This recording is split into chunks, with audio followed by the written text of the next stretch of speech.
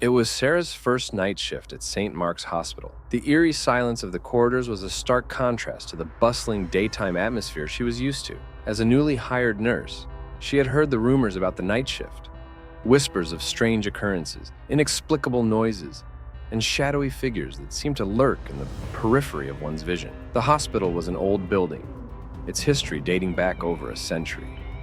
Stories of its past patients, many of whom had met tragic ends, were a common topic of conversation among the staff.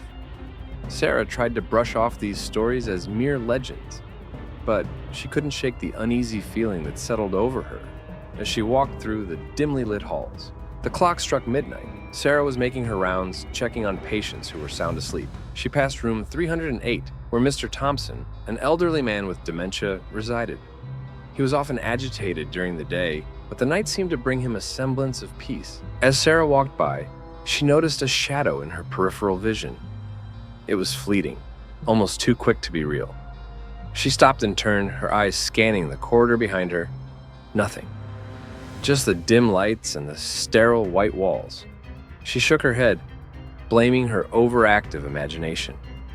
Continuing her rounds, Sarah couldn't shake the feeling of being watched. Every time she passed room 308, she felt a chill run down her spine. Mr. Thompson's door was slightly ajar, and she could hear him muttering to himself. She stepped closer, hoping to catch what he was saying. "Not again. Please, not again," he repeated, his voice quivering with fear. Sarah pushed the door open gently. "Mr. Thompson, are you all right?" she asked softly. The old man's eyes were wide open, staring at the corner of the room. "They come at night," he whispered. "The shadows. They're coming for me." The next few nights were a blur of routine tasks and fleeting shadows. Sarah tried to ignore the strange occurrences, but each night brought new disturbances. Unseen hands seemed to brush past her, and objects would be found out of place. Other night shift workers shared similar experiences, but they shrugged them off as the quirks of an old building. One particularly quiet night, Sarah was in the break room, sipping coffee and trying to keep herself awake. She heard a noise, a soft shuffling, coming from the corridor. She stood up, her heart pounding, and peeked out. The corridor was empty, but she noticed that the light outside room 308 was flickering. Summoning her courage, she walked towards the room. Mr. Thompson was wide awake, his eyes fixed on the ceiling. "They're here," he said in a trembling voice. "The shadows, they're coming through the walls." Sarah looked up, her breath catching in her throat. The ceiling above Mr. Thompson's bed was darkening, a swirling mass of shadow seeming to seep through the cracks. She blinked, and it was gone.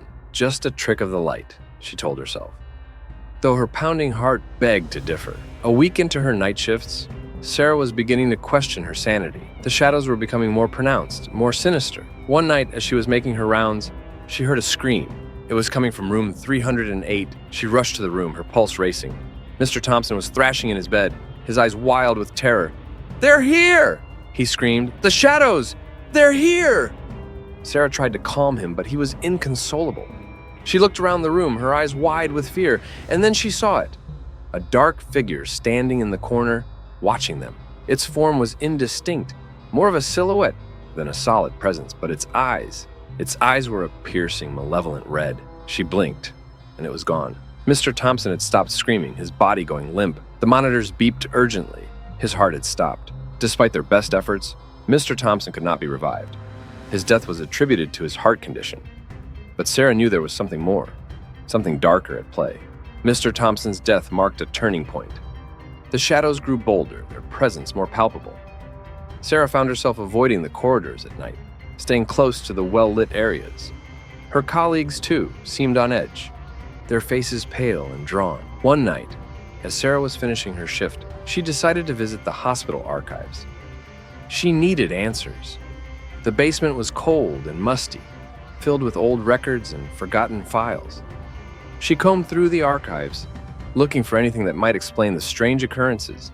She found an old newspaper clipping from the 1920s. It detailed a series of mysterious deaths at St. Mark's, all occurring at night. Patients and staff reported seeing shadowy figures, and many claimed the hospital was haunted.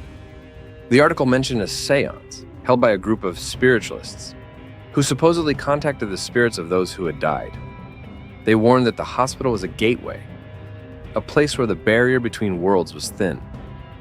Sarah felt a chill run down her spine.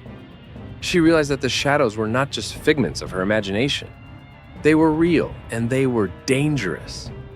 Determined to put an end to the haunting, Sarah sought out the help of a local paranormal investigator. David was skeptical at first, but after hearing her stories and those of her colleagues, he agreed to spend a night at the hospital.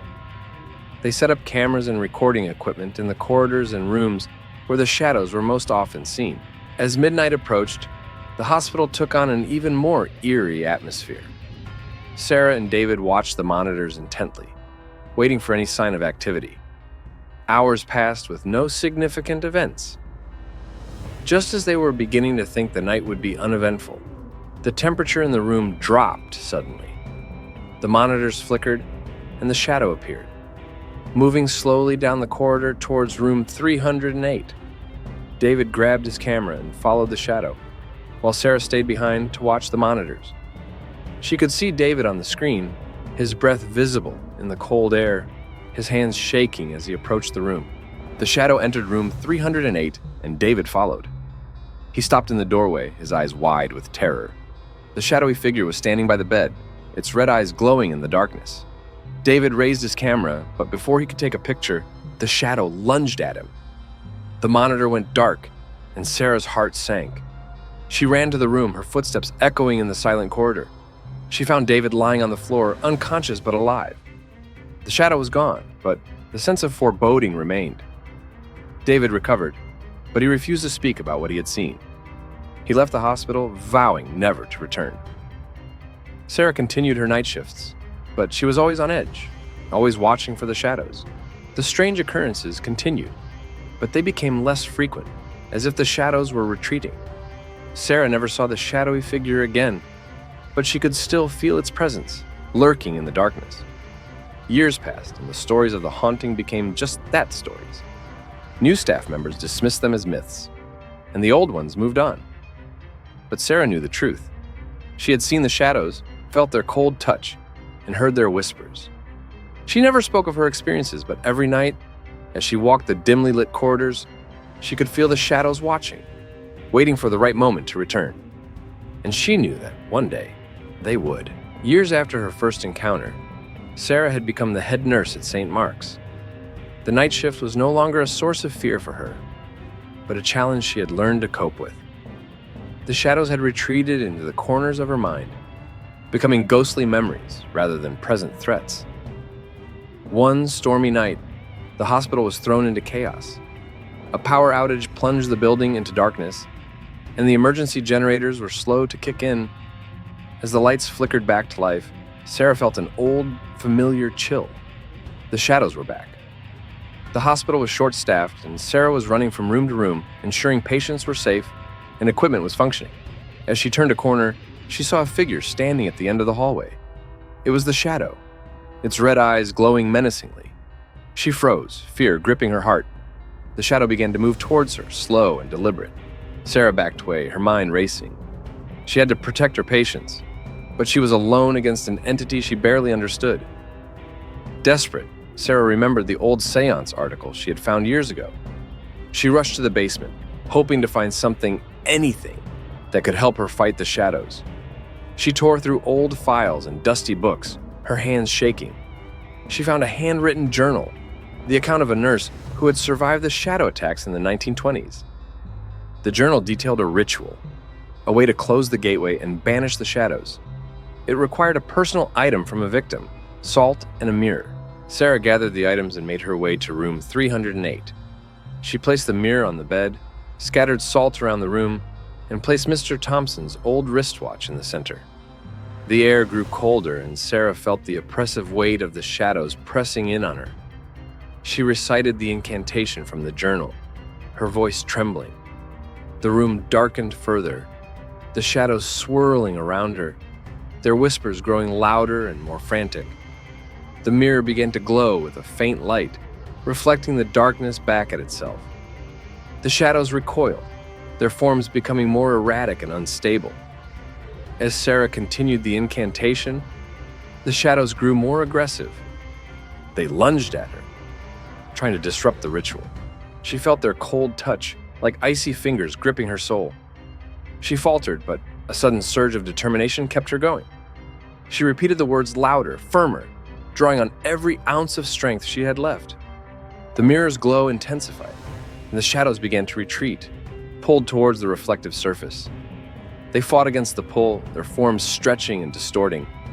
The struggle seemed to last forever, but finally, with a last anguished wail, the shadows were sucked into the mirror. The room was plunged into silence, the air warm and still. Sarah collapsed to the floor, exhausted but relieved. The next morning, the power was restored, and the hospital returned to its normal routine. Sarah's colleagues found her in room 308, clutching the mirror. She told them everything, though many were skeptical. But the strange occurrences stopped, and the atmosphere of the hospital changed. Sarah kept the mirror, hiding it away in a safe place, just in case. The shadows were gone, but the memory of them lingered. She continued to work at the hospital, her experience deepening her resolve to help those in need, no matter the cost.